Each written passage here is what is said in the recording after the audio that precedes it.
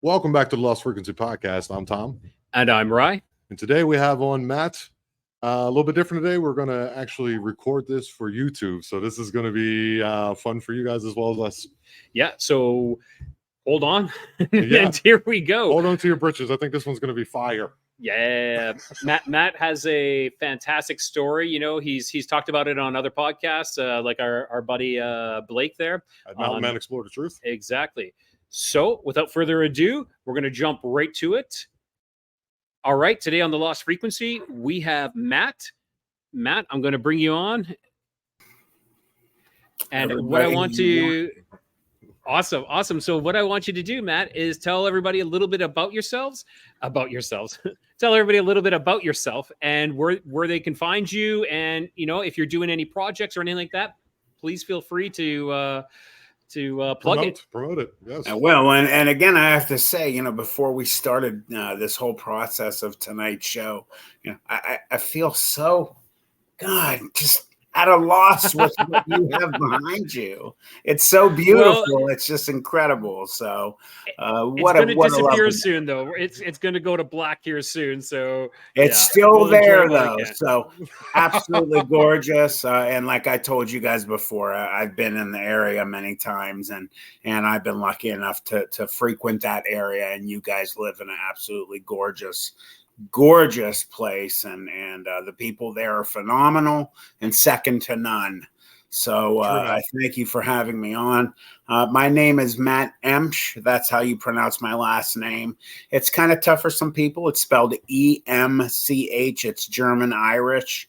You would be really surprised to see the mail that I've been getting my whole life and my family. People just kind of kill that last name.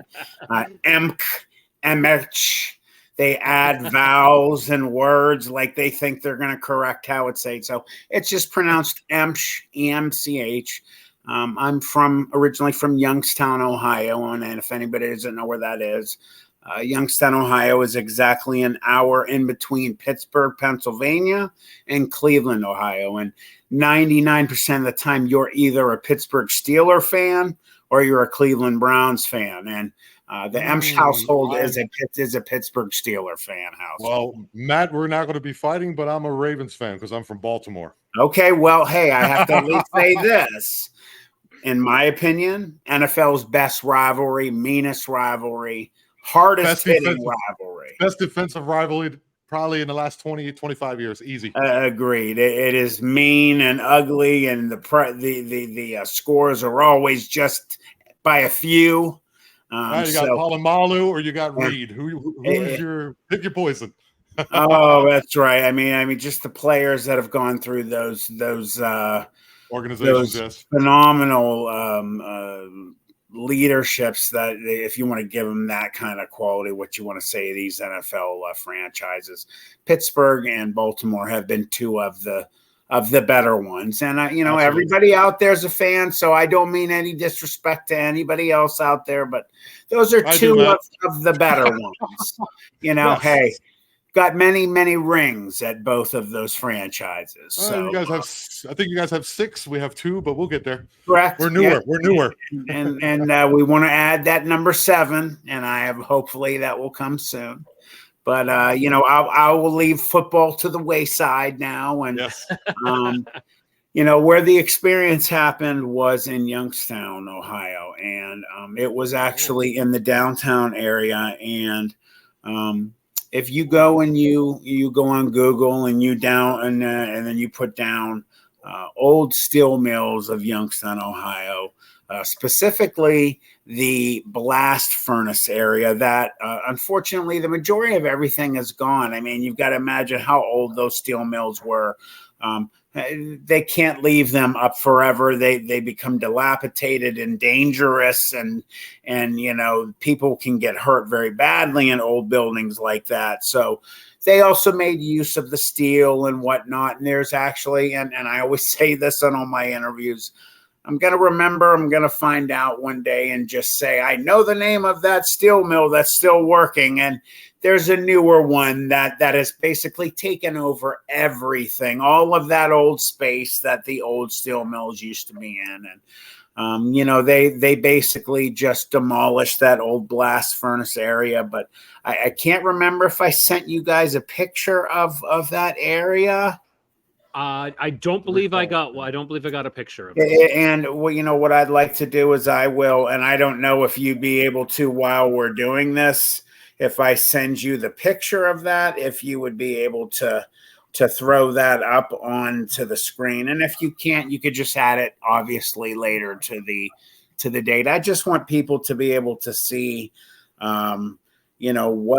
We can definitely try. We can definitely try here. I can mess around a little bit with this while I'm waiting here. Yeah, we had a similar situation in Baltimore. We had a place called Sparrows Point, which is where the I've heard blast of furnace Sparrows was. Point before. Yes, yeah. So right there on the Patapsco River goes into the Chesapeake Bay, and that got closed down many years ago too.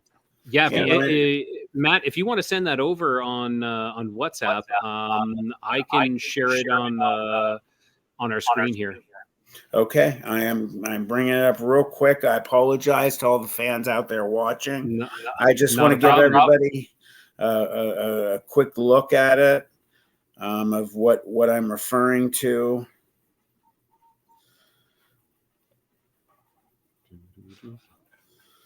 This message is brought to you by Chips Ahoy. I'm sorry, I missed what you said. That's what the echo. Okay, awesome. And I am taking the picture. I am going to now send it to you on WhatsApp.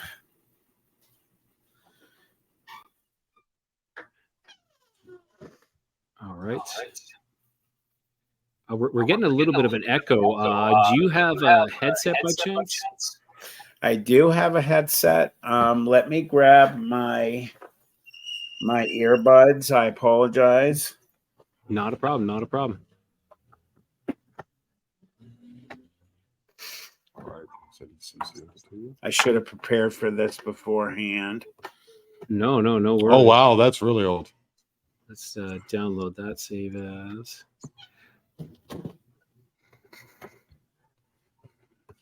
If you give me 1 second, I just want to connect to this through Bluetooth. Yep, no problem.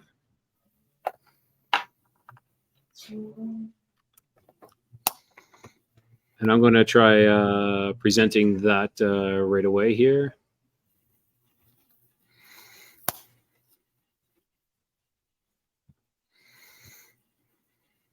Okay, so let's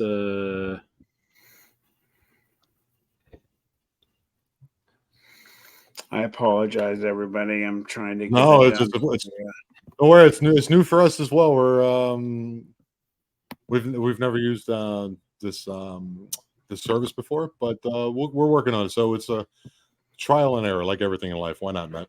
Yes, sir. All right. So here we go. So this is now, if you're looking at the picture and you can still hear me, what you guys are looking at is the old blast furnace in the downtown Youngstown area of what and where my experience happened. That looks creepy. That is a. Oh, okay. Do you see it at all on our screen there? I'm looking at it right now. It should be. We should be sharing the screen. If not, I will have to try to edit this in after. But screen sharing. This is what we're seeing. So what we're seeing here is the blast furnace. We can see the old train there. Definitely. Can you guys hear me a little bit better? Can you hear me a little bit better now? Okay. We can hear you loud and clear. Great. I'm not gonna mess with those earbuds anymore. So what you're looking at on that picture is the exact area of where this event occurred. And if you look at from I would say if you were staring at those buildings, the blast furnaces, with them in front of you, starting from the left, going from the right, The cream colored building in the middle is the building that the event happened with me. Now, unfortunately, you can't get a look at the right side of the building, because on the right side of the building is where there was a broken fire escape ladder, which will come into the story as I get into it. And then at the very top of the building, there was a flat kind of ceiling, not ceiling, the roof was flat. So you could get from the fire escape up to the fourth and top final floor on top of the roof. And there was no way out of there. Going down the fire escape, once you reach the second floor down to the first, there was no fire escape. So over years of dilapidation and just, nature taking back what, it owned, it rusted away and it fell away and it was laying at the ground in a big pile of metal. So that will come into the story. So as you can see how close the train is to all of these buildings, which is also a big part of this experience that occurred. And, we used to, when we entered this one building. We lost you, Matt. Oh, Matt, are you there? You guys still hear me? I'm still here. You hear me? Hello? Matt, yeah, there you are. There you are, Matt. There you are. You guys lost me for a sec. Okay. What was the last thing you heard me say? The train. The train. You're talking about the train that was there. Right. Proximity of it. So that also plays into this. Very, very big and very important. And, when we would go into this building, we had just got out of eighth grade. So there were four of us. There was a much bigger group of us that hung around. But this day, there were four of us, the four closest friends of ours. And we had gotten out of eighth grade. It was the summer before we'd be entering high school. So we were doing what young guys do. We just would travel all around the areas and we would go all over the place. And it just so happened one of my best friends literally lived right across the street from one of the openings that you could get into the old steel mills with. Now, if you Google Youngstown Warren, Warren Road, or Route 422 out of Youngstown, Ohio, that road will take you down past the steel mill that's there now and where it was and everything. And my buddy lived right across. So what we would do is we would meet at his house. We would go kind of across a very small 2-lane road, jump over a chain link fence, which would bring us onto the highway, which of course we shouldn't have been on. We would run as fast as we could across the highway, and we would automatically be into an area where we weren't allowed to be, but it would bring us into the steel mill area and the entrance to what we would use to get into it. So basically, it's just like some just kind of, I don't know, half stone, half gravel kind of makeshift roads that the vehicles would use to come up and out of and ferry, ingredients in and out. And we would go down. And once you reached this one part of it, you would have to kind of standing up, turn your feet to the side so you could go down a big gravel hill without falling. So if you understand what I'm saying, you turn your feet kind of to the side and you slow yourself down. And that's how we would get down. And it would take us roughly a half an hour from my friend's house to get to the building that we wanted to, this blast furnace area. And when you got to it, what we really liked about it, and what I have mentioned many times in other interviews, is what we liked about it was there were safety features, and one of the safety features was you would have to hop onto this outcropping of cement, like kind of like a, it's instead of there being stairs, there used to be stairs. Well, they were either purposely broken away or just fell away. So we would have to hop up on and roll ourselves up to get into this building. And we liked that because, number one, if there were people down there, we would know they were coming into the building. first and foremost, the number one reason we chose this is because, as if with any big city, and Youngstown, Ohio is not a gigantic city by any means, but big enough that it had problems sometimes in these kind of areas with wild dogs. So you hear stories online about Detroit, or in Baltimore and places down by the water where there are packs of wild dogs that 5 to 7 to 10 maybe even, that they help each other survive, and they will attack people and sometimes kill people and maul them. And I always say this in kind of a semi-joking manner, but it's very serious. This isn't a hi Fido, come here buddy, let me give you a pet. That's not the kind of dogs these were. So yeah, we were very wary of where they were. And when we would go down there, even though we were 14, Youngstown, Ohio, numerous times through the years, and you could look this up online as well. Nothing that we're proud about, but probably 4 or 5 different times through the decades, Youngstown has been named Murder Town, USA. And per capita, we've gotten that unfortunate, name of, just something bad was going on throughout the country, and the size of our city and everything, just like I said, per capita, it just made us unfortunately number one in that area. A lot of gang violence going on during those times. That's when there was a lot of out on the West Coast, a lot of Bloods and Crips, and it even made its way all the way over to Northeast Ohio. So there was a lot of that going on. Youngstown, Ohio, also through the years has been known as a very, very strong related mob town. So people think the mobs don't exist, but they do, but very quietly. It was definitely very big with the mob back in those days. So one of the things also down in that steel mill area that you had to be wary of is, unfortunately, people would get rid of things down there, sometimes bodies, sometimes other unmentionables I won't get into. And, gangs would do the same thing. Sometimes they'd bring people down there and they would get rid of them and they would bury them. And, we found out about those things through the news, and also because, and I refuse, and I will always, I've said this on every interview I've ever done. 2 of my buddies out of the 4 of us, unfortunately, are no longer with us.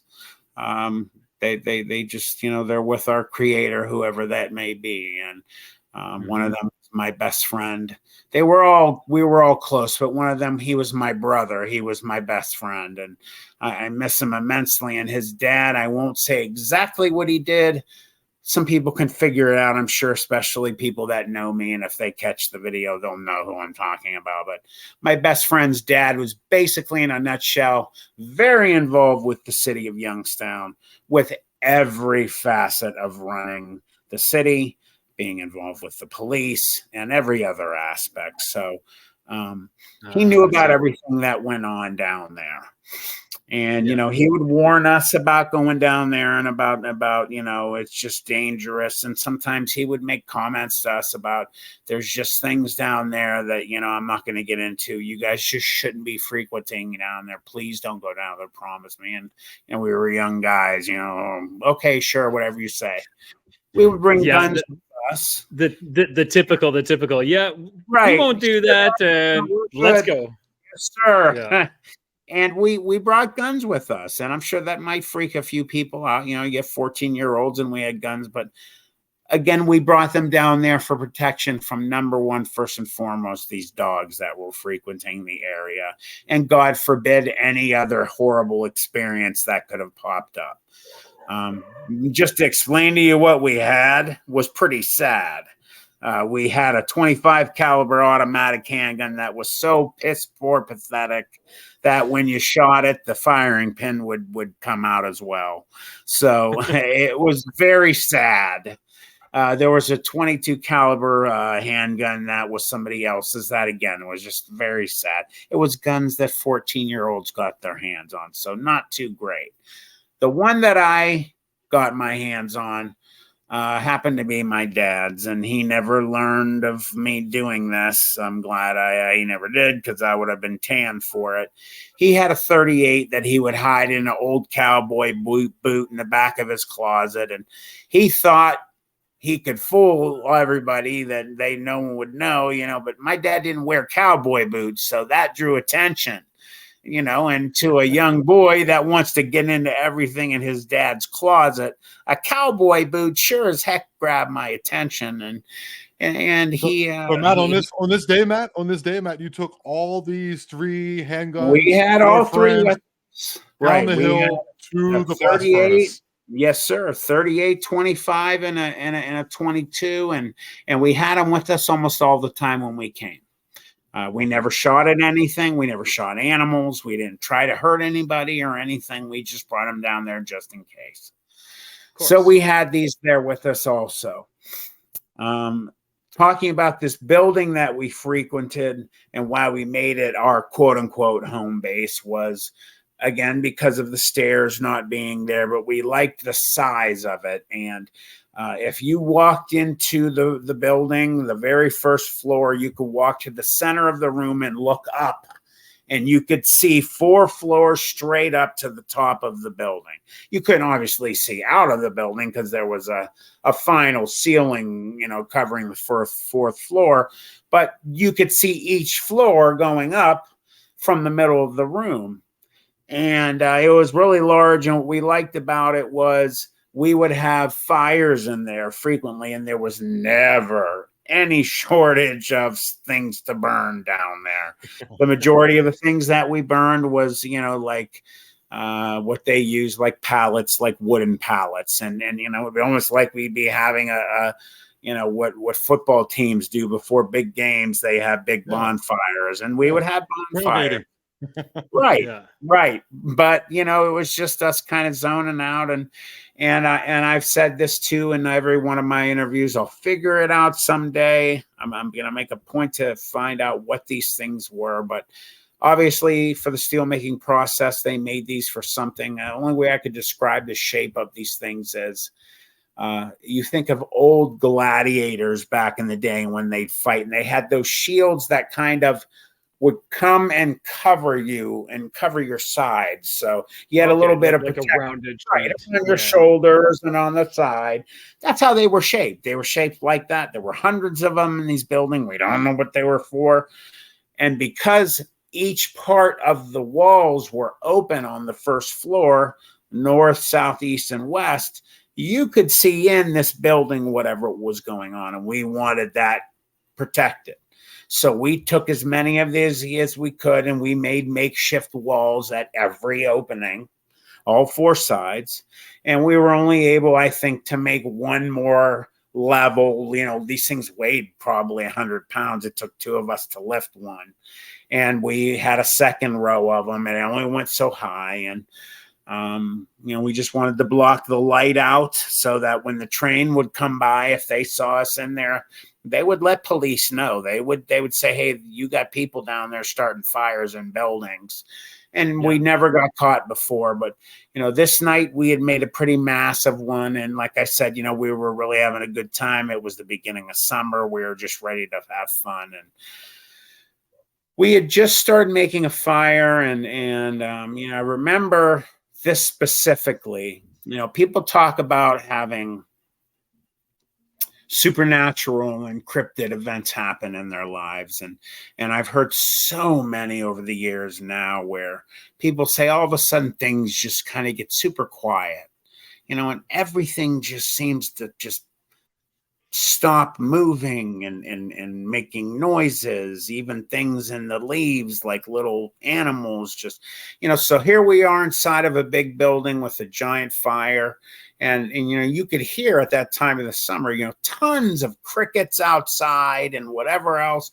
Well, at one point, the 4 of us are just kind of staring at the fire. What people do, they kind of just zone and stare at fires. And I'll always remember, and we all talked about this, other than the fire making its noises, it really was kind of like, I don't know, it was almost like time kind of stopped for a second. and there was nothing else going on, and we all just kind of zoned and were staring. And I don't think that's overly important, except for the fact that the next thing that happened was we heard this pack of wild dogs, and they were coming our way on a mission, and they were flying, and we knew they couldn't get into the building. So we said, well, let's go walk out and see what they're doing. They can't get at us. We walked out onto this concrete outcropping, and when you look at that picture you guys had brought up, and you see how close that the tracks were to the buildings, just on the other side of those tracks were giant mounds of, in the steel making process, I don't know if you've ever heard of coke, and it's just a material that they use to make steel. I don't know exactly what it's made of. It looks kind of like dirt, basically, you know. And yeah. So you know what I mean? They had gigantic mounds of these things that from either way probably went miles. And we had it, like I said, if you walked outside of our building, we had this outcropping. Probably 10 feet from the building was the railroad tracks. And just beyond that was huge piles of this material. Well, these dogs, I'm sorry. Slag. I think it's called slag, Matt. Slag. There you go. That's another great explanation of what I've heard it called as well. So tons of it out there. The dogs, usually if they would see us, they would always at least stop and growl at us or bark at us or something. They didn't look at us. They didn't even give us thought. They ran by our building, and just as they got past the building we were in, they turned, crossed, went over the railroad tracks, up and over the other side of this material. And immediately, within 1 to 2 seconds, we start hearing what sounded like, and we thought the dogs themselves were fighting with each other, that they had started to attack each other, that they just got into it. So we're like, holy cow. And it was mass hysteria. It was, you know, you're hearing biting and yelping and everything. And within a couple seconds after that, we start to realize that there's not just this pack of dogs on the other side of this material. There's something else over there, and that's what they're attacking. And the noise was so much more deep and loud that we started to hear it, and it overwhelmed the noise of these other dogs. And remember, there was 6 or 7 pretty nice sized dogs, wild dogs, and this was much louder and deeper and sounded almost kind of like when you hear a big cat in a zoo make a noise, and it just, everybody in the zoo will stop and kind of look around when you hear that. And just at that moment, you hear a couple yelps, and not 1, but 2 of these wild dogs comes being thrown, like a human of giant stature had grabbed one of the dogs and decided to just throw it. Well, one's behind was in the air, upside down, coming flying towards our direction, went over this mound, hit the ground, rolled, jumped up, and limped away. Another one had hit the top of this mound of coke and material and sent shards of it in the air, and it hit the ground. And, you know, I'm a huge animal lover and a dog lover. I have 2 dogs. One's laying next to me as I'm giving this interview, and had a really bad cut from its shoulder, and it went all the way down its side. It had, like, it was flayed open, like something had just cut into it. And I don't know if it died. I hope it didn't, but I don't see, unless it got some type of help from a human being, a doctor, that it would have lived through what I saw. You could see muscle and everything, and it was torn, and it slowly limped away. And then 2 more get kind of tossed over the hill. You know, they hit the top of it, and it's just mass hysteria, and you're hearing screaming and yelling and yelping, and knowing this pack is just, they're being taken behind the woodshed. And not to interrupt you so quickly, Matt, but Where are you seeing this from? From inside of the building, behind these curved metal things, or were you on top of the building? Where were you exactly? No, so we were inside looking at the fire. So the fire was inside of the building. When Right. we heard the dogs, we went outside. So we went past Okay. we went past our makeshift wall and walked out kind of like on a patio. It's almost like shaped like a patio, but there were no stairs up and down. It just kind of jutted out the side of this building. You could tell its length from the outside of this building to where the railroad tracks were. That's why the railroad tracks were so close, because they would pull up to these buildings and be able to dump or take whatever they needed from said, load. And it was just over the other side of this. So we were probably within, as the crow would fly, I would say maybe 20 feet from where all this insanity was taking place. But because of this mound of material, we couldn't see what was going on other than these dogs getting thrown. Two more come running over. They decided they were out of there, and they took off, and we're just looking at each other, jaws hitting the ground, like what the heck just happened. I'm like I said, a very sensitive person with animals, so I just kept saying, that poor dog, that poor dog. And my one buddy to my left and just behind me says, guys, what is that over there? What is that? And at once, all four of us turned our heads and looked to our right. And just where the dogs had decided to turn and go up and over this mound of material, some kind of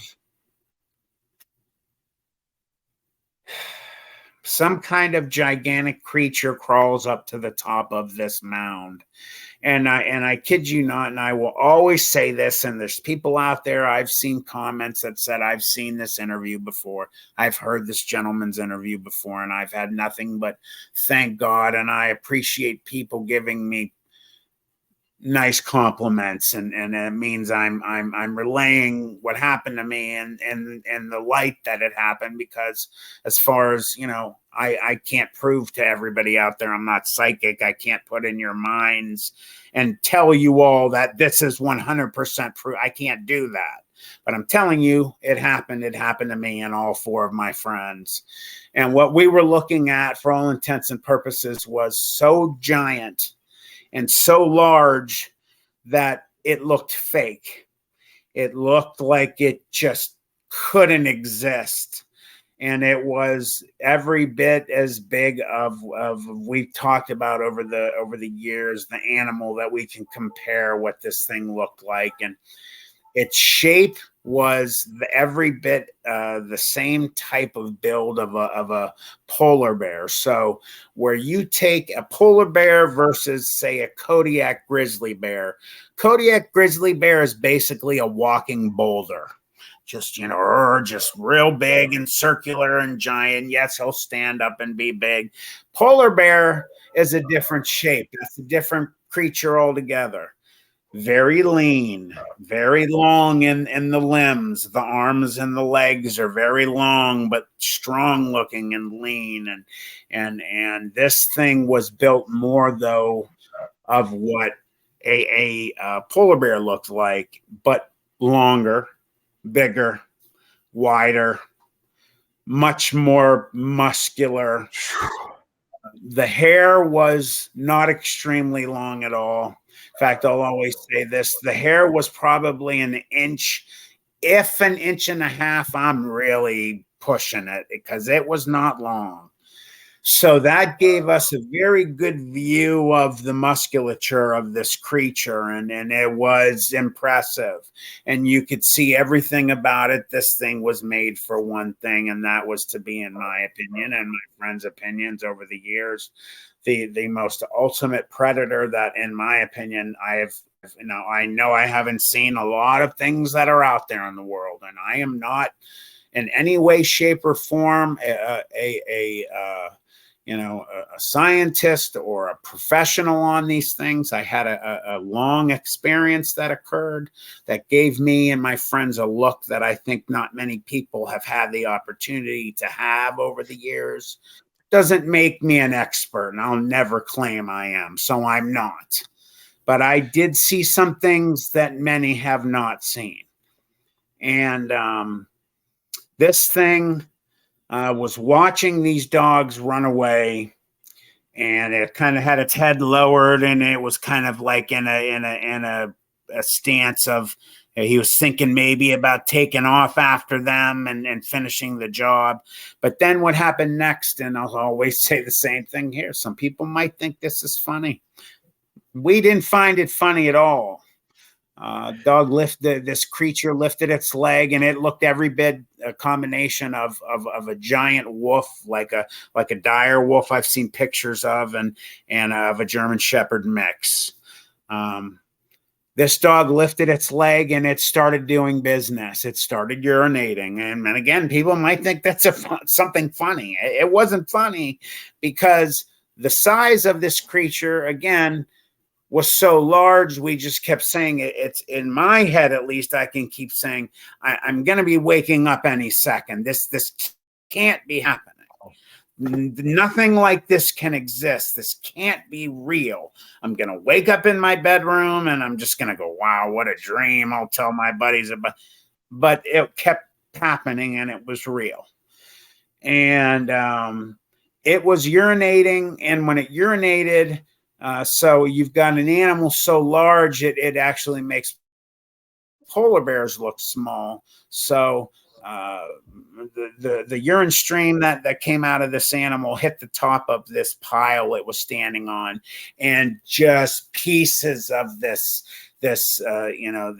coke and other things, and gravel and whatever other was mixed in, just start flying in the air, and you can hear the stream and everything. And then, my one buddy who had noticed,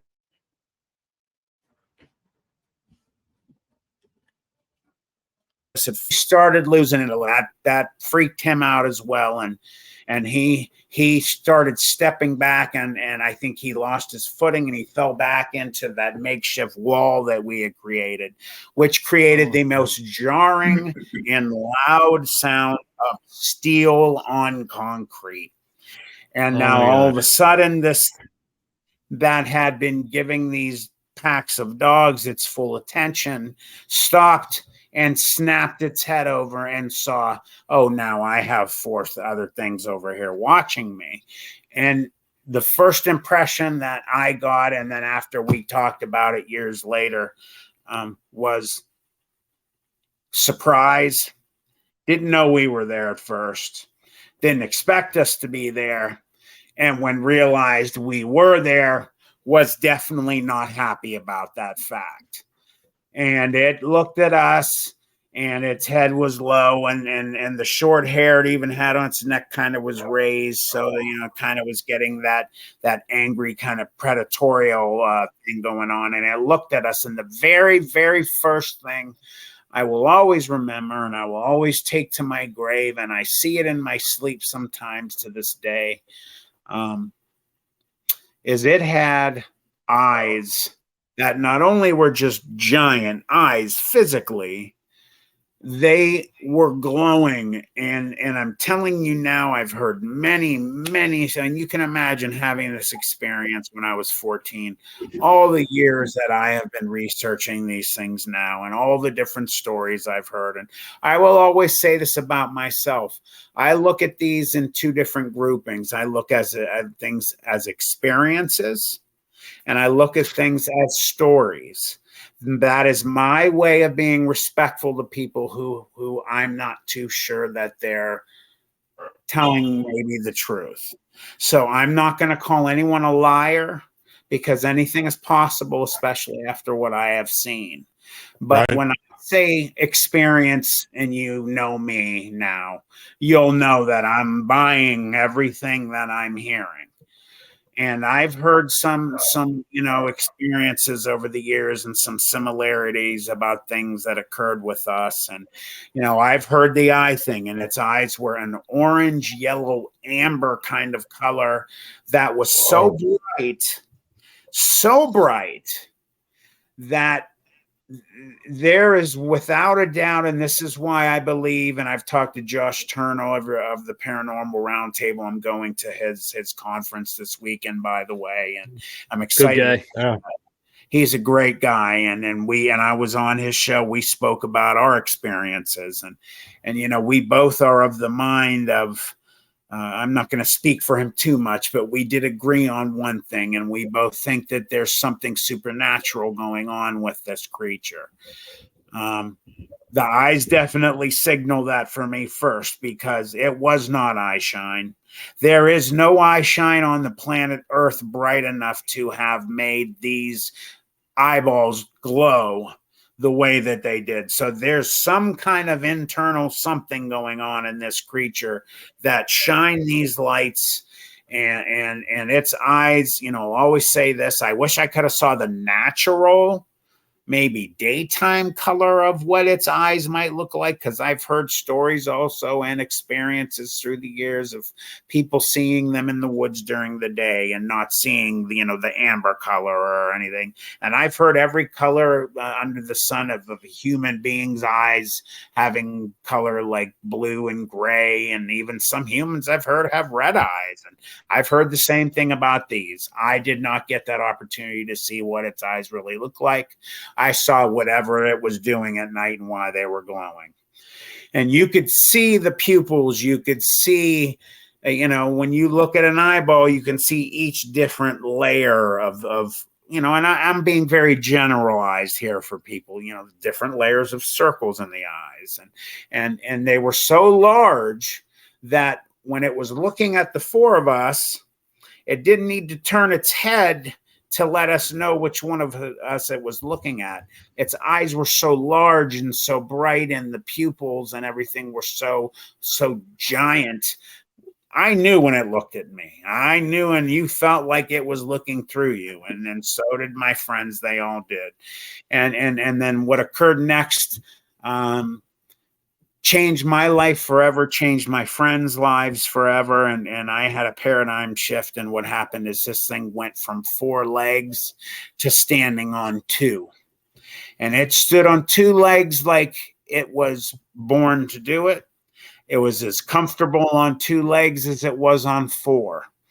And that's when the blankety blank hit the fan, because all 4 of us in our own manners all just realized that everything we had been seeing on TV and movies and comic books and the library, our whole lives being told as mythology and fake and movies and everything, is now right standing in front of us, real, breathing, looking at us, and then all of a sudden gives out a growl that I have never to this date felt anything the like of. And you hear all the stories of infrasound, and you hear the stories of Bigfoot and just lions and tigers and big alligators. You watch a video of an alligator in the water and they give their infrasound growl, and all the water kind of hops around it. And it was very similar. It gave a very loud growl, and every one of us was affected by it. And you could feel this vibration go through you. It went through my chest. It went out my back. And I felt what happened to me first. I felt it in my thighs. I felt it in my knees, down into my calves, into my ankles and feet. And I thought for sure 100% I was going to be going down on my knees and not be able to stand up any longer. I liken it to, you have a nightmare, you have something chasing you in your nightmare, and your legs don't work, and then you just keep running. And this was the way I felt.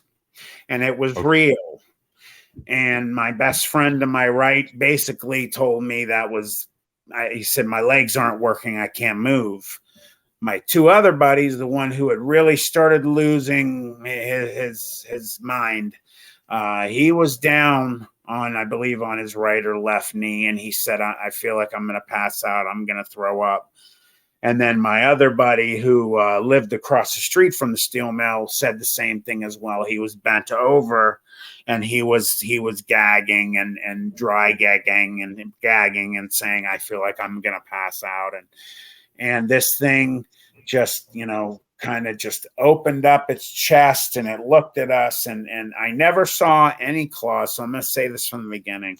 I heard noises from the beginning to the end of large claws at different times. I never got to see any.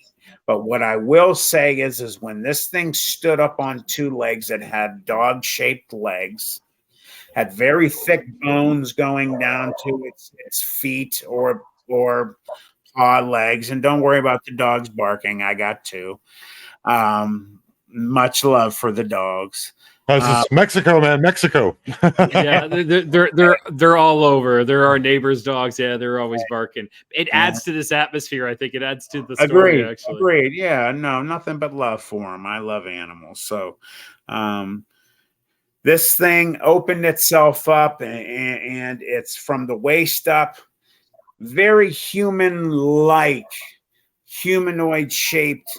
No, you hear people say they've seen Bigfoot. They look like giant bodybuilders. I've never seen a Bigfoot, so I can't say what it looks like. This thing's muscles were so giant and so overblown large and long. There's no human being on the planet that you can compare what I saw to. So again, the fake thing kept coming back, and like, this can't be real what I'm looking at. And its arms were so long that it went past its knees. It had raccoon-shaped fingers, hands. So, I'm 6'4". I'm 272. My hands are very small compared to how big this dog thing was. And it had very long fingers, but they reminded me, as I've through the years looked at things, and the best description I can put to date is they just look like giant raccoon hands. Guaranteed there were claws connected. I didn't see them. Guaranteed they were there. Its arms, again, were just so long, went down to its ankles, its fingers, giant muscles protruding all over the chest. It definitely was a male because of what happened on the mound. Yeah. It was a male. Let's just leave it at that.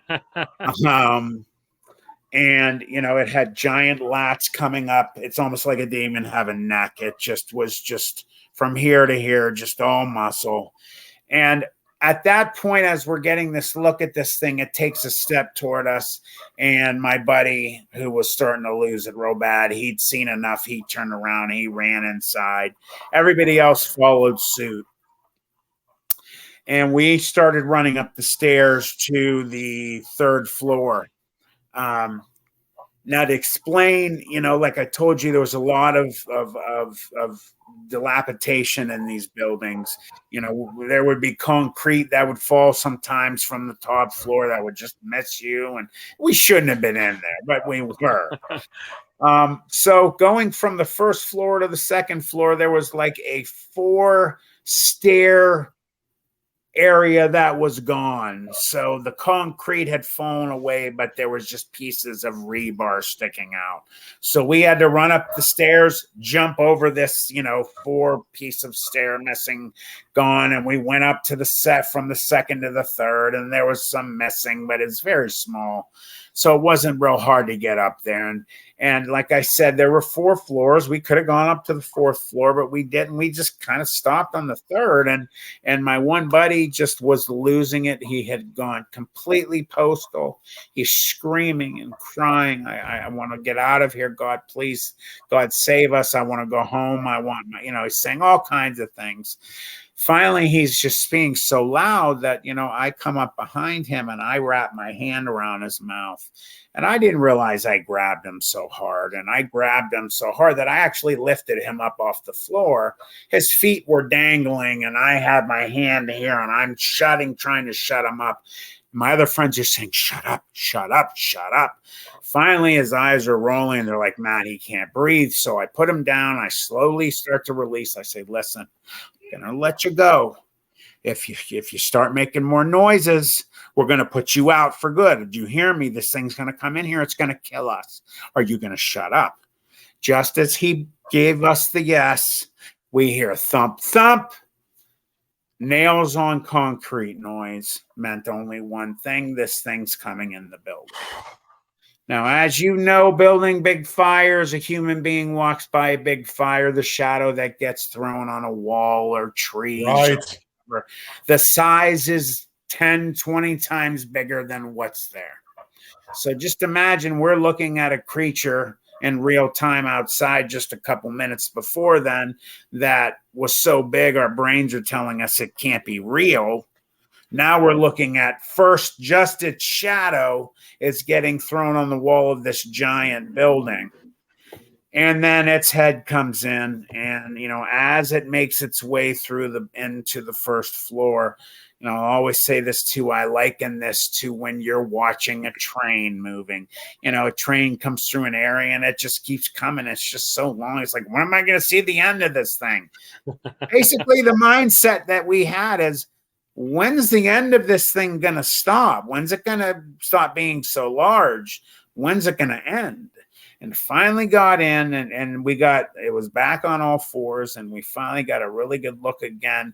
We were up on the third floor looking down, and we were probably only, I would say, 15, 20 feet max from this thing.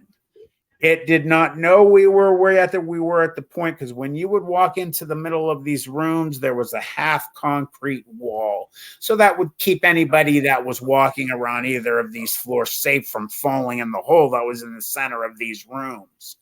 So we're standing at this half wall looking down at it and just, frozen, horrified. It's looking around, and you start noticing, you start hearing noises, and it's not raining, and it's not the sound of wood burning or popping.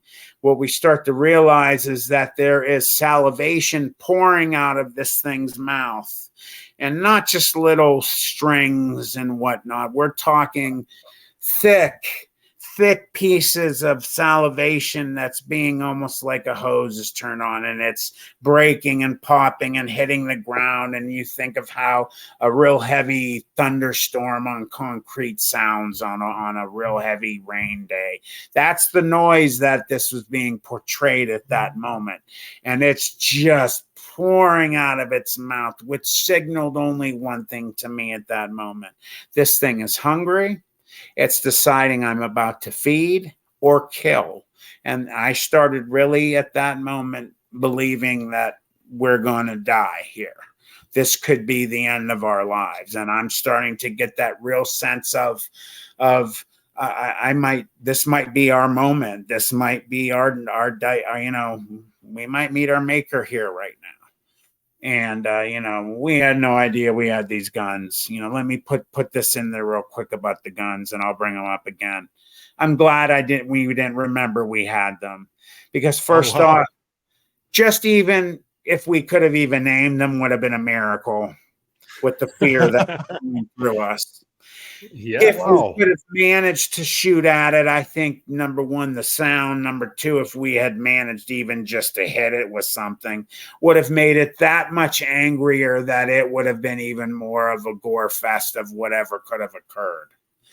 So I'm glad we didn't remember we had them, because they would not have stopped this thing in the bit. Not the 38 for sure. Nothing we had would have done anything but make it mad. So we're staring at this thing, and it's salivating. It's looking around. You start noticing how short the fur on this thing is, and it was all black, super jet black, very slick, almost so short and fine that it was almost like it was being groomed, like somebody was taking it somewhere and paying to have it groomed. Obviously it wasn't being, but it was just, the hair was just so short and so well taken care of. It either licked itself all the time, or I don't know how. It was just super short. It was in great shape. It was slicked back. It had a white stripe that at first I had thought maybe it was some of the glare from the fire. It had a white stripe going from the back of its neck all the way down its back, the middle of it, to its tail. And its tail was very long and thick. Did not have a traditional wolf's tail. If you look at what like maybe a cougar or a tiger's tail are, they're more or less like, you know, that kind of thickness, and it's real tight fur. It's not wiry or anything. There was none of that going on.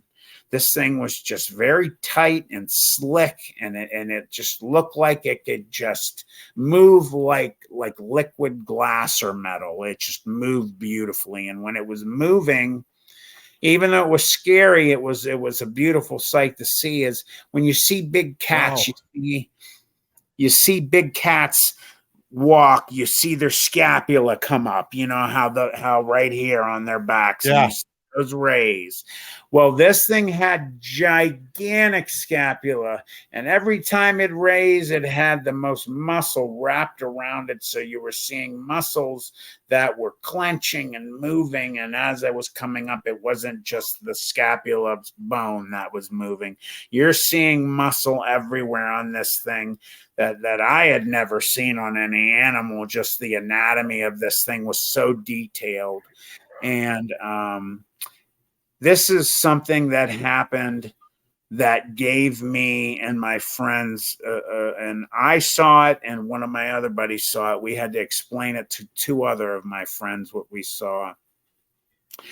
Only happened 2-3 seconds, but it was enough that gave me the idea of why I believe there's something supernatural going on.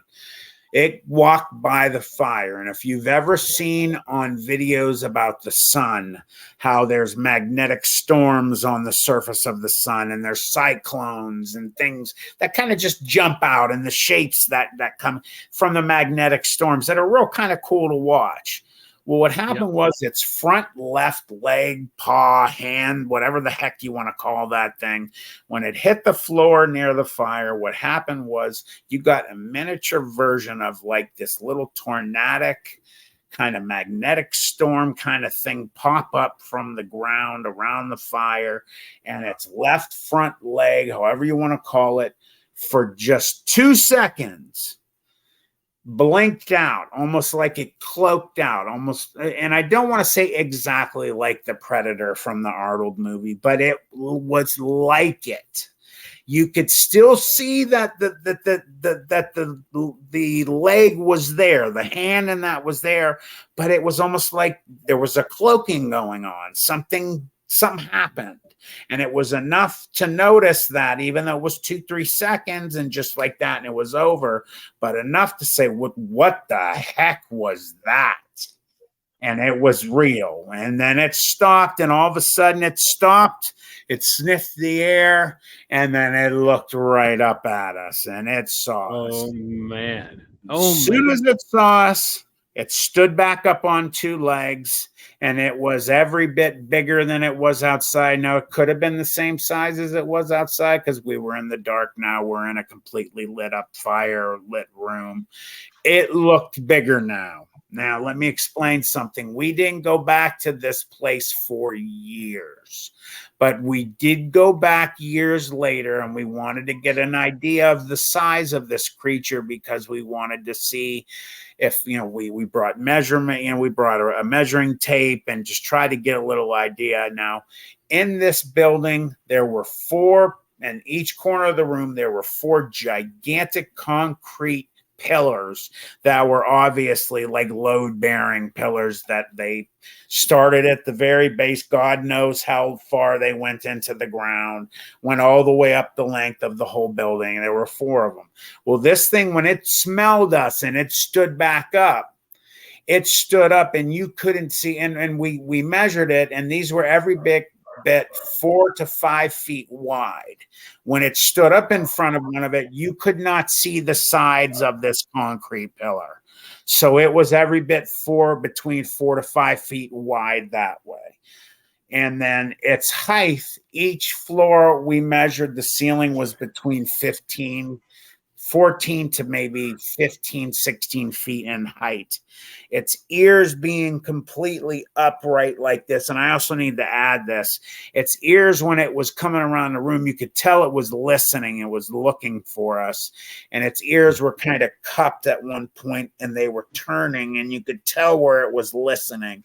Looked very Doberman Pinscherman looked. And I'm working with Sibylla Irwin, if you know who she is.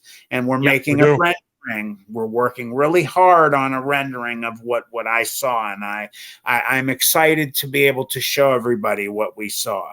So when that's ready, everybody will know. Very disturbing. And when it stood up, it looked at us, and it bared all of its teeth.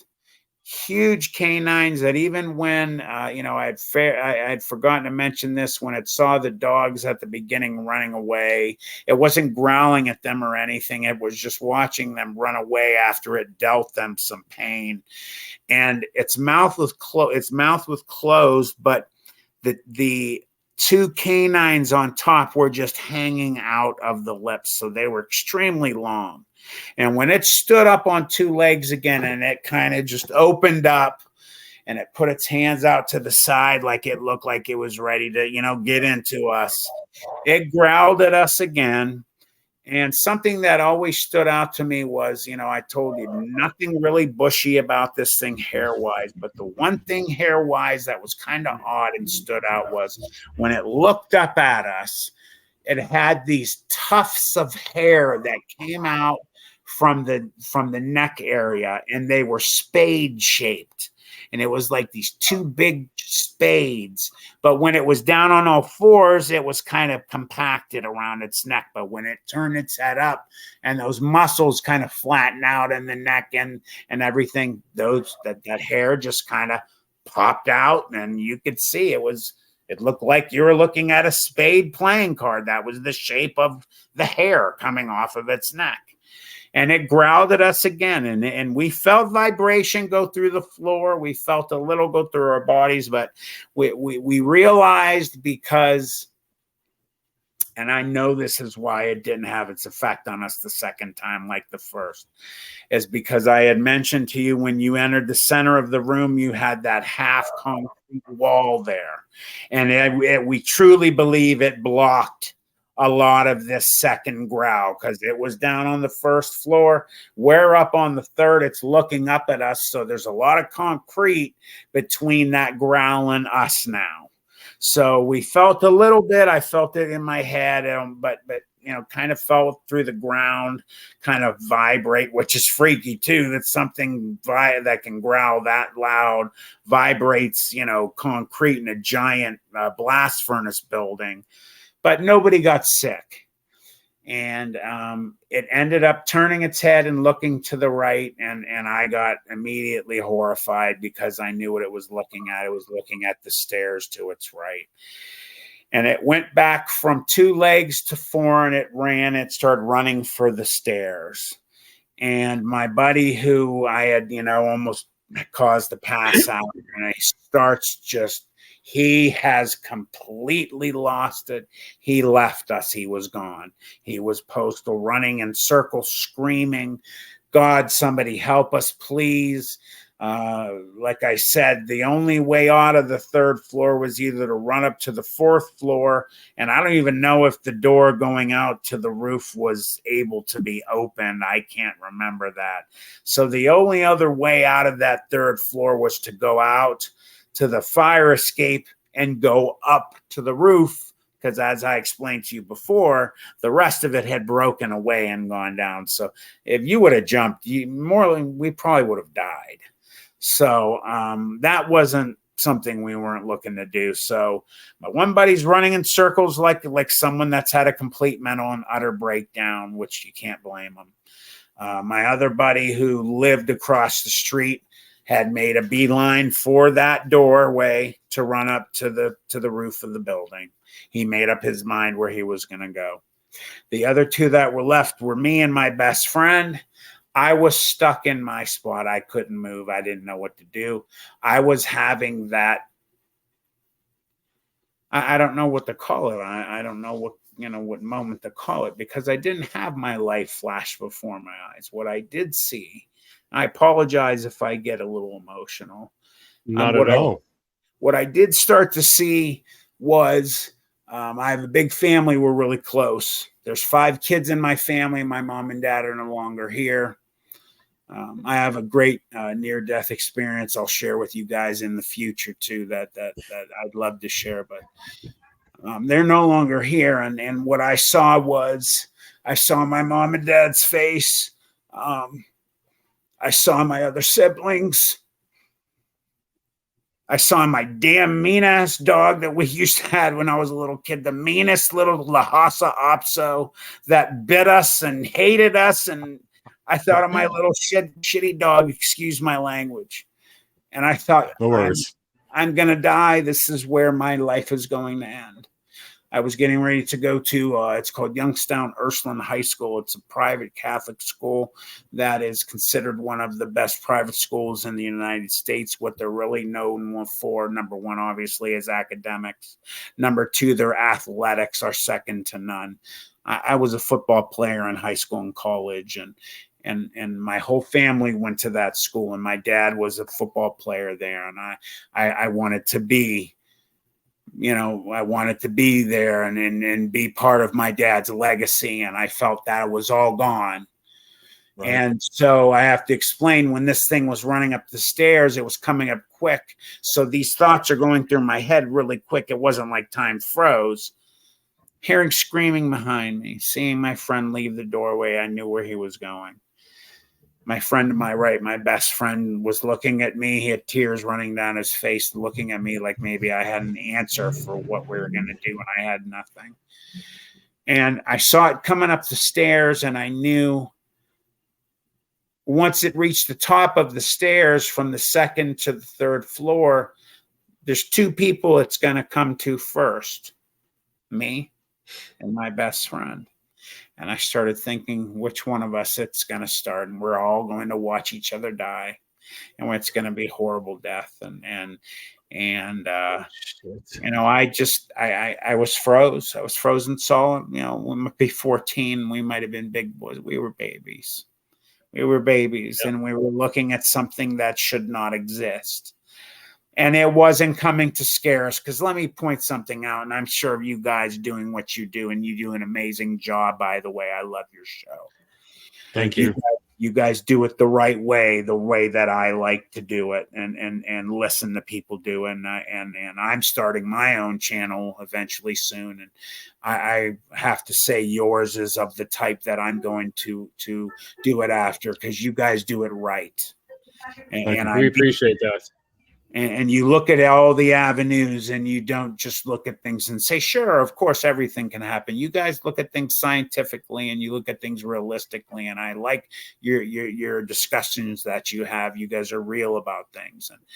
And, this thing was coming up the stairs, and thought that was it. And, it moved really, really special and quick. And what happened next, why I truly believe that there was intervention that occurred that night, was because we had no way out. No way out. We could not run past this thing. We could not get off the building. If we jumped, we were dead. There was divine intervention, because what happens next, as it was halfway up from the second to the third floor, and I could see it coming. Its teeth were bared. It was looking right at either me or him. We were standing right next to each other, and just frozen solid. And I hear the most beautiful sound to this day I've ever heard.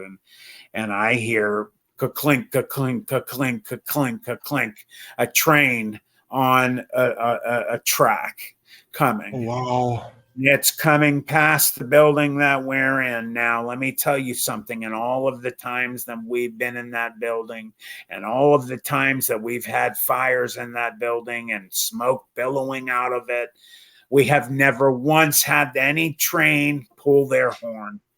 Now, either it was divine intervention causing this guy to do this, he saw the fire from the big one we had going, or what I actually have run by the guys quite a few times through the years, and again, two of them are no longer here to talk about it, but we also wondered, was being up so high in a train, he could have looked into the building with all that light and seen the stairs easily and what was coming up those stairs, and he might have seen this thing coming up and just laid on that horn for us. Now, my other buddies think that they just saw the fire because the train didn't slow down. He never stopped, never came back. He laid on it for a good while, caused this thing to stop, to look up at us, look back at us, turn around and head down the stairs. And this is another part that I think was going on. As it started heading out of the building. Now, let me tell you something. I've heard stories of shadow people in bedrooms, of people seeing things in the woods where they're so dark, they're so black that they actually suck the light from things. That's how black this thing was. And when it turned around and it started running out, it ran like a panther, like a cougar, like, that really beautiful, almost liquid kind of metal, kind of oily greasiness. The way it runs is just beautiful. The way that it can move is like awe-inspiring. Of course, it was scary as hell, but looking back on it, it just moved unlike something that it just couldn't have been real. And it hit the second floor and went for the first floor staircase. And by the way, when it had run up the first floor where those stairs had been missing, it jumped over those like they were maybe this long, so it had no problem. And what occurred next was it went from being completely seen, 100% animal looking. You could see all of its joints, all of its movements, its tail, its ears, everything, to all of a sudden a streak of black that left the building so fast that it could not have been anything but supernatural. So it was 1 second, it was there as like you two, I'm looking at you, to a streak that left the building in the blink of an eye, no noise, nothing, gone. And we just start screaming, God help us, somebody save us, you've got to get us out of here, it's going to kill us, screaming till we're losing our voices, and you just hear the train getting farther and farther away, and the fear starts setting back in that it's going to come back in. It's going to come back in. It's going to get us. And we had got ourselves back together as a group, and my other buddy, when he was gone, he wasn't speaking anymore. He was just screaming, please, we can't go outside. It's going to come get us. What are we going to do? What are we going to do? And everything. And we had sat up on the third floor for maybe an hour before we started saying it's time, we have to start doing something. The longer we wait here, it's going to come back. It's going to come back.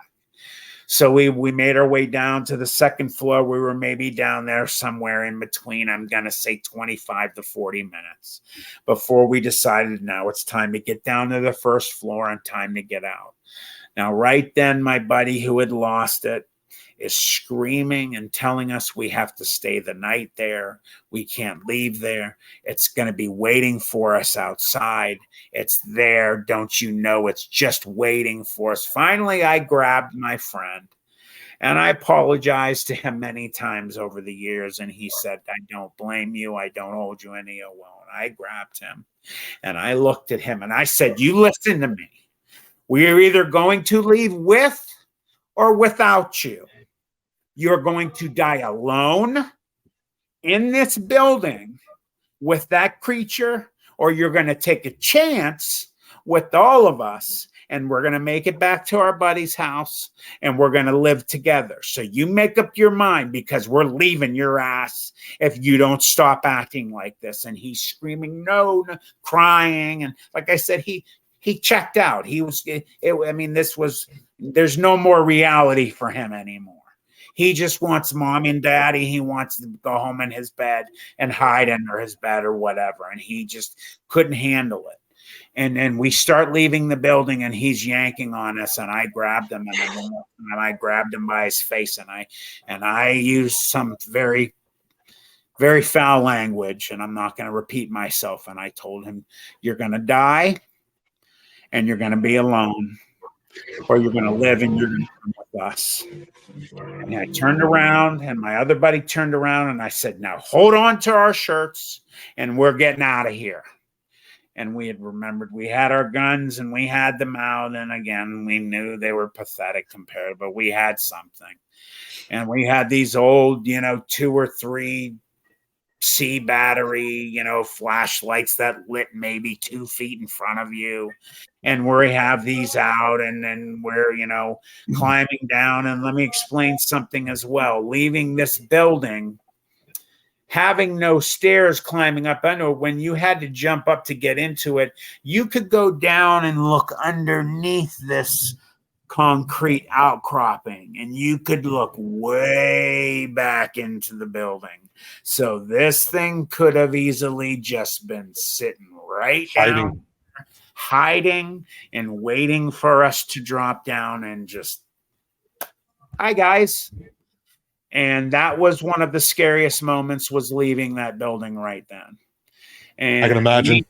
We start hightailing it, and every noise we heard, every leaf from the wind blowing, every piece of gravel that you kicked with your foot, turning around, looking around, is that it? Is it there? Is it here? And we finally make it back to that point where that gravel, we had to turn our feet to go down. Well, going back up, only one way back up, on all fours. You ain't going back. Yes, sir. You're crawling back up. So we would always make fun of each other when we would have to go back. You would always slide down, and each one of us would always start to slide back, and we'd laugh, and we'd think it was fun. This wasn't funny that time, because it was happening because we were more freaked out. So we were trying even harder to get up. Right. We're exhausted, sweating. You couldn't breathe. We barely had any air left. Guys are sliding. Is it behind? Is it behind us? Guys are screaming, oh my God, is it behind us? We're turning and looking, and got our flashlights, and no, just come on, let's keep him. Every once in a while, we're kind of helping each other get past a certain tough point. And finally, after I'd say 20 minutes, we got to the top of this, and me and my one buddy had got up there first and laid on our stomachs and stretched our arms out to help grab our buddies who were having time, the hardest time getting to the top. We helped pull them up, and we were so exhausted. And just at that moment, we hear that pack of wild dogs off in the distance. Oh, man. And you want to talk faces turning shades of white. I'm telling you, ghosts have nothing on the face, our faces turning white. We could have lit up a dark room. We were so white as a ghost. We thought that meant that was it signaling this thing. We did not see the dogs. Nice. We just heard them. We didn't see it again, thank God. Finally, we made it. We barely made it across the highway and almost got hit. My one buddy almost got hit by a car because our legs were shaking so bad. We were so exhausted from climbing up and getting back. We finally made it, and we got up on my buddy's porch, and his family wasn't there. And I'll always remember this. This might seem like non-consequential, but I always remember that I went and I grabbed his hose that was sitting there, and I just kept pouring water on myself and drinking, and I was drinking so much water, I got sick. And next guy took it. We all just soaked ourselves, and we just sat there for maybe an hour, hour and a half. And we just sat there and stared across the street towards the area. We couldn't see the exact area from where we were, but we just sat and we just stared, and no one talked for like an hour and a half. And my one buddy that had the most problem with it didn't speak for 2 weeks after it happened. He had to get some major psychological help.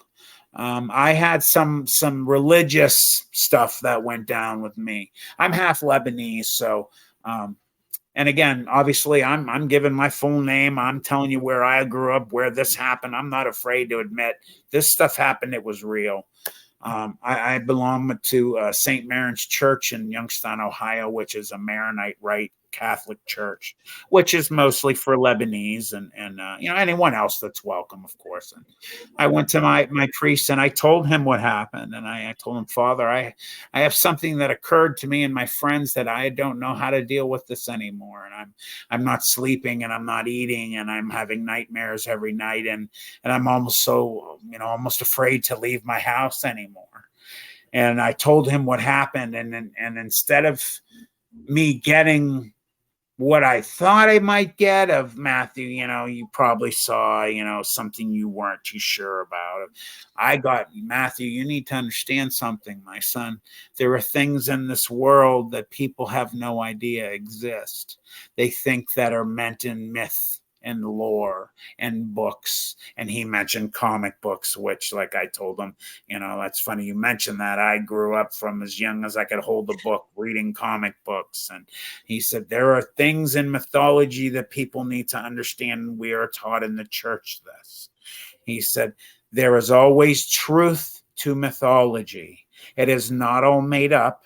It is not all for just entertainment purposes. He says, do you think that, in Italy, with all of the church and belief that goes on, that possession is fake and it's made up for entertainment purposes? He said, Matthew, I've seen some exorcisms. And he said, I've seen things that I don't ever want to see again, ever. He said, there are things out there and that you have got to see them, some of them. And there's more than you can realize. And sometimes they enter our part of the veil. And this is why this word, the veil, means so much to me, is because he said to me, the way that they are taught and that they talk about a lot of times is that there is a veil, a sheet almost, that separates our world from all kinds of other places that our minds as human beings can't even grasp.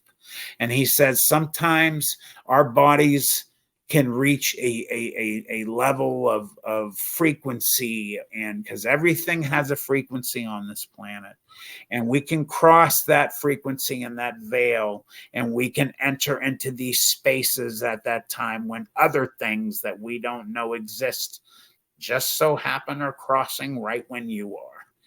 And he said sometimes good things happen, sometimes nothing happens. Most of the time they go the other way and you go the other way. And then other times, sometimes the most horrific things happen. And he mentioned, that there have been deaths that have occurred. And he said, I really recommend that you and I spend some time together. And I spent probably over a couple-year period. I saw him probably every other week for about 4 years, talking to him about these things. And I've learned a lot of stuff that I haven't shared. And there's some really crazy stuff out there. I'm not going to get into it now, and I'll share it for later. But go Matt, ahead. Yeah, sure. Matt, first of all, holy shit! I'm going to say it. Holy crap! I was like genuinely scared, and we kind of sent each other messages sometimes, and I said, I'm kind of scared listening to the story. This is probably the most intense, frightening story I've ever heard. How were you able to sleep at all after this? I mean, what happened to you? Like, what were you feeling? Well, yeah, I've always had a problem, and this is something that I will also delve into with my new channel someday, into other Yeah, interviews, which I would love to work with you guys in the future again and things like that. And I 100%. will share, like, I had an experience happen in Beaver Creek State Park about a month and a half to 2 months ago. Just recently, that some crazy Oh, stuff that's Ohio happened. too. That's Ohio Yeah. too. Ohio Yes, is I've heard of very that place. supernaturally, it's got some stuff going on there, and I'll share that as well. But one thing that we decided with each other is that when we went to see each of our groups of parents, that we would all four be there to support each other. Because if there's a one of us, you're crazy, what were you guys talking about? Now it's all four of us are together, and we went to each one of our groups of parents. Now, my buddy who didn't speak for 2 weeks, his parents just thought that he had a lot going on in his life and had a nervous breakdown. He thought maybe we saw, his dad thought kind of what my dad thought at first, that we saw maybe a big black bear and it tried to kill us, and he just lost his shit. His mom didn't believe any of it. She didn't want to even talk about it. She left the room. My mom, basically the same thing. She said, honey, you guys saw something. You didn't know what it was. That's not what you saw. They don't exist. I'm not. And she just walked out of the room, which was disappointing as well. My other buddy's mom and dad just said, you guys are nuts. You guys, what were you guys doing? Smoking weed or eating, we're eating mushrooms or something. We're 14-year-old kids. We weren't doing drugs or drinking alcohol. Yeah. We were good kids. And I'm not saying you're not a good kid if you do that. I'm just making a point. We were athletes. Yeah. We were very serious about things in our bodies, and we weren't doing things like that. So they didn't want to hear nothing. And I thought maybe his mom and dad would believe a little more, because he was Hispanic, and his mom and dad would tell us some supernatural stories. And I thought, man, if anybody would give us maybe some love on that, it would be them. They had nothing to say about that. Or maybe it was purposely. Maybe they didn't want to say, yeah, we know. So they didn't. So only two people. My best friend's mom also didn't want to have nothing to do with it. She didn't even want to talk about it. She didn't want to hear about it. Only two people who gave any kind of credit we saw anything. Number one was my dad. He thought we saw a black bear, which are very far and few between in Ohio. There's not a lot of them. There's more than there used to be. I've seen a couple in my lifetime. I saw a pretty big one, which was pretty scary. Thank God it didn't see me. I don't want to deal with a bear. It wasn't a bear. This would have been a puppy next to this thing to begin with. It would have been a puppy. And this was a big black bear I've seen. And then what I saw and my other friends saw that night, that would have been a jalapeno popper for it to eat. It's the comparison. My dad just thought maybe we saw a black bear that maybe was mutated. There's also another part of Youngstown, Ohio. There's a state or I don't know if it's city or state park. It's called Mill Creek Park, and you can look that up. And Mill Creek Park is a very big park, gorgeous, beautiful, natural area with tons of water and waterfalls and areas to go hiking and everything. And going through the Mill Creek Park is the Mahoning River. And the Mahoning River you can take from Mill Creek Park area and follow the Mahoning River all the way down into the area where the steel mills were. So this thing could have been up in that park area and could have followed the water. You always hear about these cryptids out there.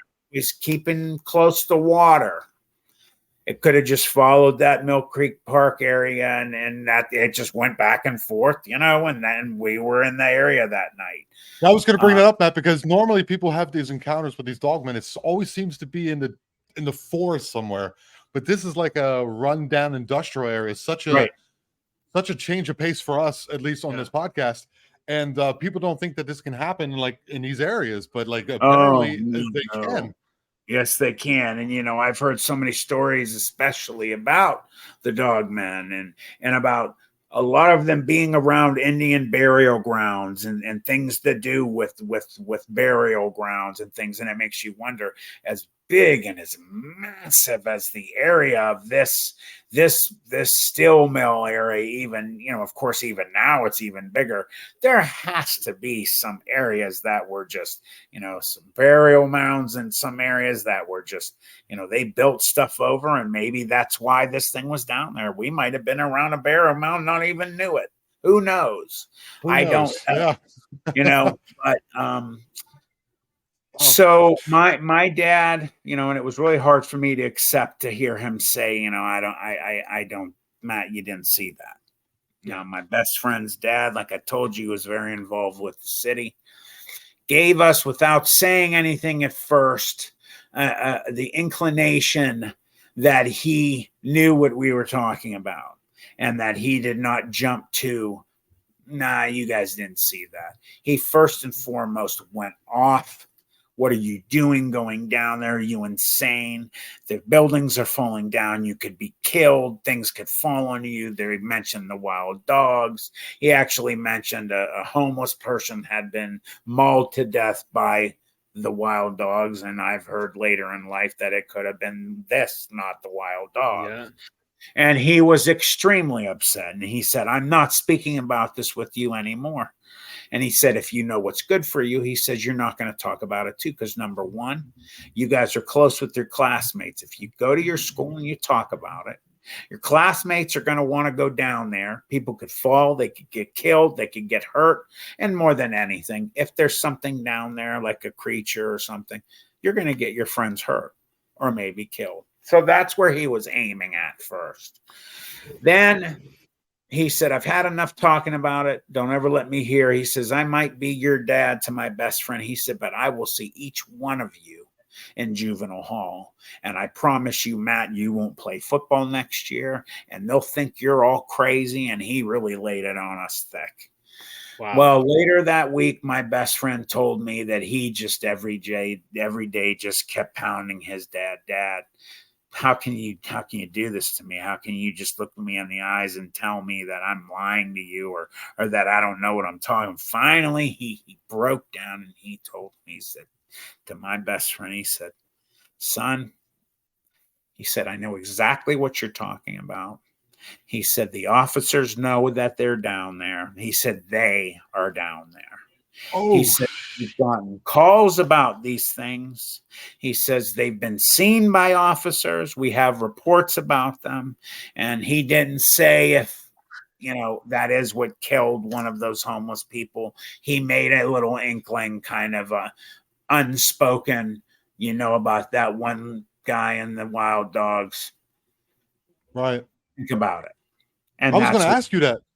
I was going to ask you, this had to be reported somewhere, because it's not like it's so remote. There's housing around this thing. There's people who live around it. It has to have been seen by more than one person. People that worked on the railroad apparently had reported seeing something of the like, and very similar, you know, and we saw some kind of giant kind of something that was on all fours, went up on the two legs, crawled into a building and disappeared, you know, and it just so happened to be in that blast furnace area. So we didn't go back down there for years.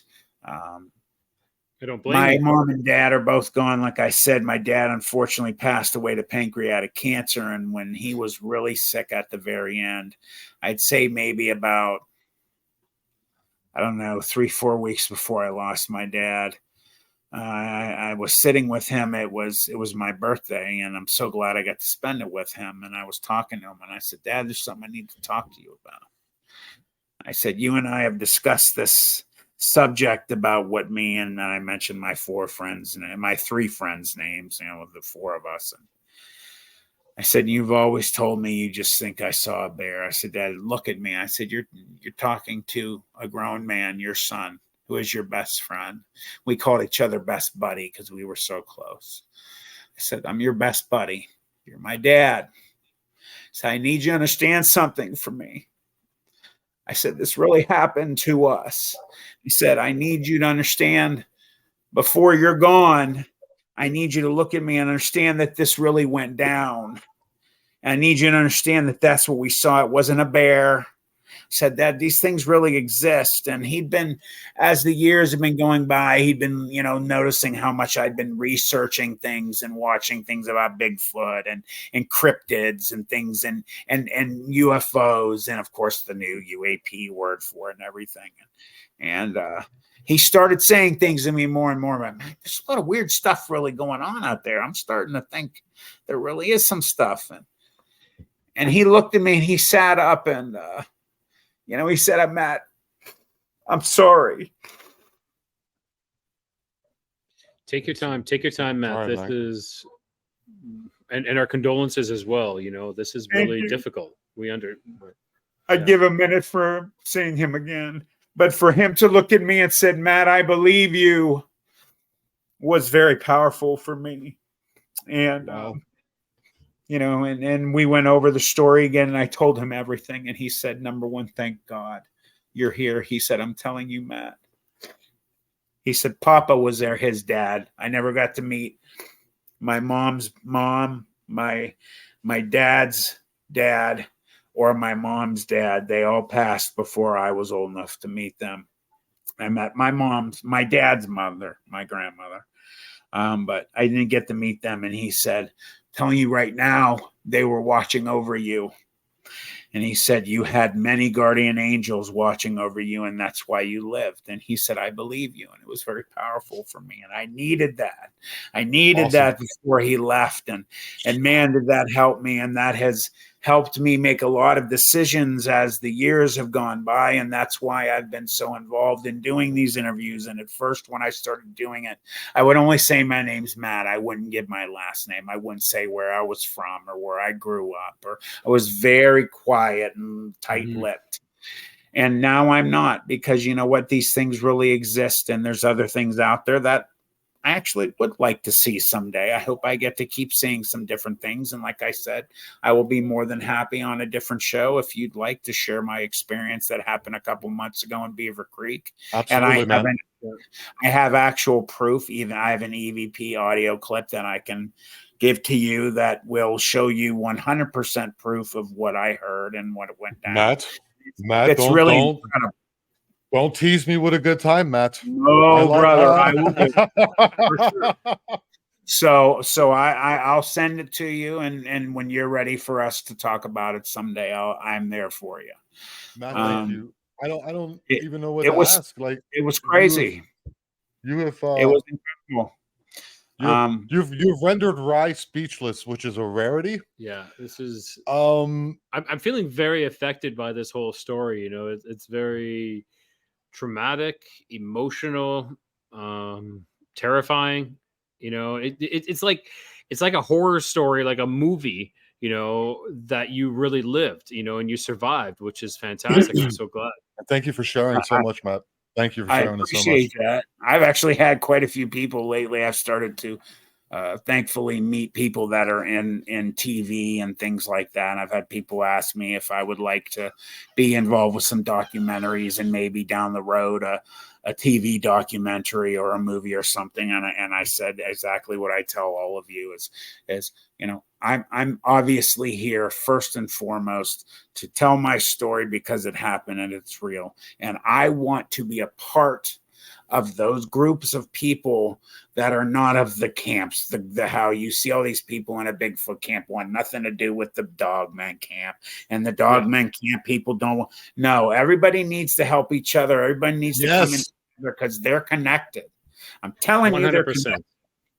And it needs to be brought together, and I want to be a big part of that. And I'm doing this. Obviously, I'm not getting anything of it right now. I don't have my own channel yet. I'm not being paid for this. I'm doing this for nothing other than to share my story. And I'm sorry, I take that back, to share my experience. Yeah, I was waiting for you to say that. Actually. And this experience, this information that you're putting forth, bringing this to light, because somebody else out there is just like you, who had the same experience happen to them or similar, and they might not be here right now. You're saving people's lives right now, Matt, and we thank you for that very much. And you're a very brave person, and I mean that from the bottom of my heart, dude. Thank you. I really mean that. Thank you.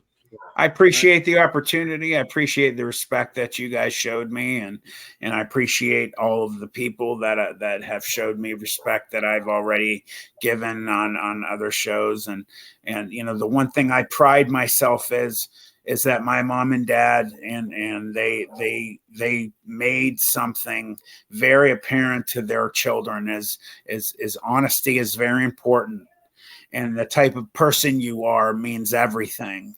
And I want to leave this world being known as somebody that was not a liar or somebody that made things up. Or, I want to be able to look back and say that I had some kind of effect on people finding out that there is this other world out there. They do exist. And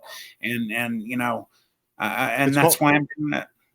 And we really appreciate that, Matt. Being former military, the word we use is honorable. You're an honorable person by telling the truth, shaking a man's hand, looking him in the eyes, and I'll be here tomorrow at 9 to be, and you'll be there tomorrow to help somebody. That's what honorable means, and that's lost a lot in this world, Matt. And you seem to be very sincere. And Brian and I want to appreciate so much for being on with us today. Thank you. Thank you. And I don't like the Pittsburgh Steelers, Matt. Hey, I love the rivalry, baby. Bring it. Yeah. We'll keep in touch. We'll drink a beer over the internet, man. And I want to ask this, and like I said, I'm going to Texas this weekend to Josh Turner's Paranormal Roundtable second annual Dogman Encrypted conference in Texas, and I'm so excited to go. I'm going to meet Martin Groves, who had one of the most well-known. Yeah, we know Martin Groves. We can't wait to talk. We're going to exchange some notes, and say hi to B. Moss for us. Say hi to Bettina for us. Say hi. I am very close with Bettina. I love her, and I will. She's an awesome person, and I'm going to say the same thing to you guys, and I'll let you guys go. You're busy men. I hope that when I start my show that you guys will come be guests on mine, because I'm huge fans, and I'm starstruck just to be on your show. We appreciate that, but hearing your story, your story is well known. Tom was saying, I'm not sure if I heard the story before, but as soon as you started, I'm like, I've heard this story before, but hearing it directly from you is so, it's traumatic. It's much more powerful. It's powerful. Yeah. Thank you. I do my best to bring you into it, and that's why I'm excited about Sibylla, is she's going to be able to give everybody that view of what we saw. And she's already had me get kind of emotional a couple times on what she's already brought to the table. Wow. So she's freaked me out a couple times already. So you guys will be brought into it. You will get a beautiful view of what we saw that day. And like I said, thank you for having me on. And you guys need anything, you got my number. And I had a. You got it, Matt. Thank you. We really appreciate that. So we're just gonna, we're gonna do our closing, but we just need you to hang on, okay? Just a couple minutes after. So I'm just gonna put you into the green room. And thank you so much for taking the time to be on our podcast. We greatly appreciate it, and you frightened the hell out of me. Yeah, you're gonna. I'm gonna need some. I'm gonna sleep a little bit more. That took a lot out of me. That was good. Take a little shot of something that'll help you sleep. Oh, exactly. A little shot of something. All right, we're signing off here. Thank you. You're welcome. We close with good night, good luck, and God bless all of you on the good earth.